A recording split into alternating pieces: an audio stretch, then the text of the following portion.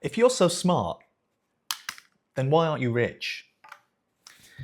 You work hard, you save what you can, and you're still not getting ahead.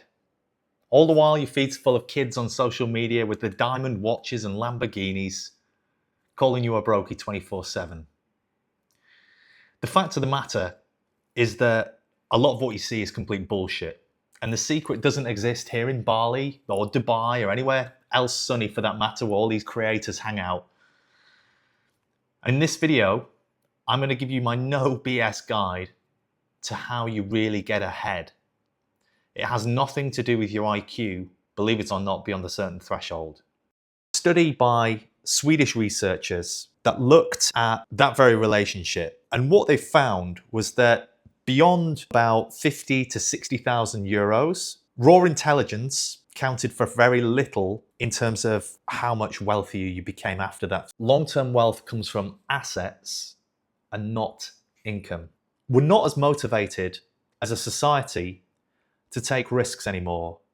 And this could be the reason why, regardless of your intelligence, you're not yet getting ahead. If you open up pretty much any app on your phone, you can get food delivered, you can open a dating app, shall we just say it, have sex. You can get status, posting your best life on social media. All of this is at our fingertips now. And that's disrupted the risk and reward signals, the risk incentive that biologically we've always had. And on top of this, there's no doubting that there's an element of self-doubt when we embark on something new. Imposter syndrome once we get further ahead with it sometimes. And the third one, something that I personally have found challenging, whether it's making these videos or just in life in general, is perfectionism. None of them are related to intelligence. So there's a quote by Howard Marks: "You must dare to be wrong in order to outperform the market." And that feeds in nicely to cope. You're basically spinning your own narrative to cope with the fact that there are people out there who are getting ahead. A solution does exist. So if I had to go from zero, which I doubt that many of you are there, you're probably somewhere through your investing journey, to 1 million quid by retirement, these are the 4 steps that I would take. So step 1 would be to open a tax efficient account. I personally have had a SIP. So that is a self-invested private pension. In other words, a DIY pension, where you're not relying on your employer to invest the money for you through the company's pension provider, who will more often than not be carving out an even fatter fee, which hurts you even more, regardless of the performance. So the key thing is, you're not going to pay capital gains tax on the growth of your investments. When it comes to retirement age, you could potentially retire early and take a pension commencement lump sum, PCLS as it's known, of 25% out of that pot, tax-free. Thereafter, you will pay income tax, but of course you'll be retired, so you won't be in one of the higher bands, presumably, unless you draw that much from your pension. Step 2 would be to contribute half your age in percentage terms from your paycheck each month. So if you're 30 years old, you should look, as a rule of thumb, to contribute around 15% and put that into the market for the long run. If you're 40, that should increase to about 20%. In your 50s, 25%. It's of course not financial advice. It's a rule of thumb that's come from research from Legal in General. And the third step, don't bother with ETFs. I know the message all over the bloody internet from amateurs who have never managed money professionally is just stick to ETFs. Just as I've explained in another one of my videos, I think that's an incredibly complacent mentality. I would invest in a basket of around 15 to 20 high quality stocks. The reason why I think that is a good option is not only because I've done ridiculously well as a single stock investor and I'm now trying to help the world with it, but because unlike having a financial advisor, you're not pissing away a load of money in fund management fees and advisor fees.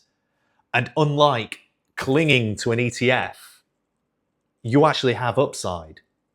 Your upside's not capped at whatever the market does.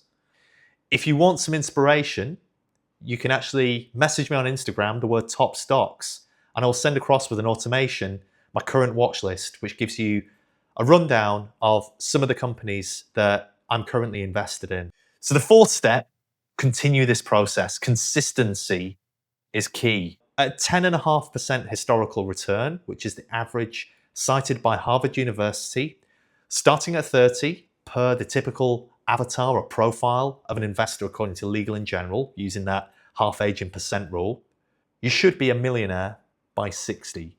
But don't forget inflation, that's not a real terms number. 1 million, of course, won't buy you what it does today, 30 years from now.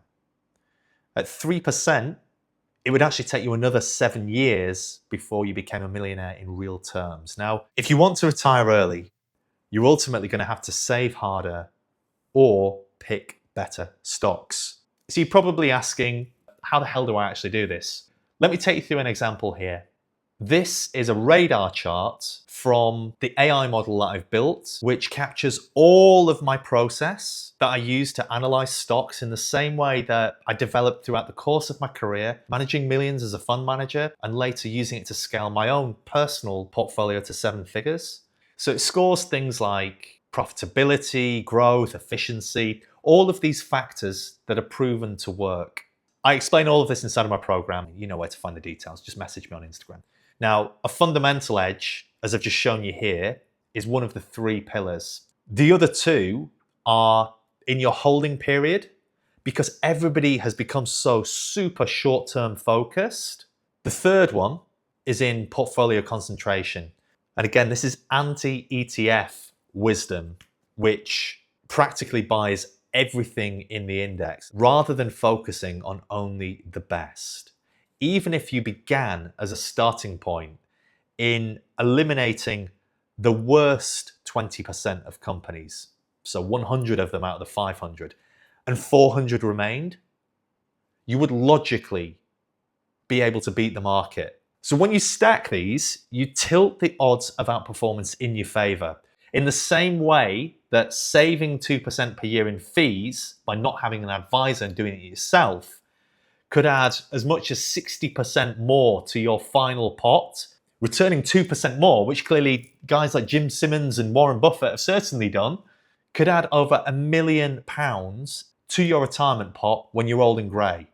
And who knows, if you're able to apply this early enough and take action now, then the chances are that you won't be old and grey by the time that you reach 7 figures and ultimately have financial freedom. So intelligence and wealth are only correlated up to a certain point. Beyond about 50 or 60K, it has very little to do with your intelligence because it has very little to do with income and everything to do with your attitude to risk and your ability to invest in assets and own them for the long run. So whether you're going to start a business or invest in other businesses through the stock market, that is how you get ahead. That is how you build wealth. And you're not going to get anywhere by burying your head in the sand or being overly academic and philosophical about what is ultimately a pretty brutal world where you've got to get out and take risk in order to be rewarded. Now, if you're smart, then you'll want to watch this next video. And even if you're not, then you'll probably click the link below to message me on Instagram and get started straight away, which is what you need to do anyway.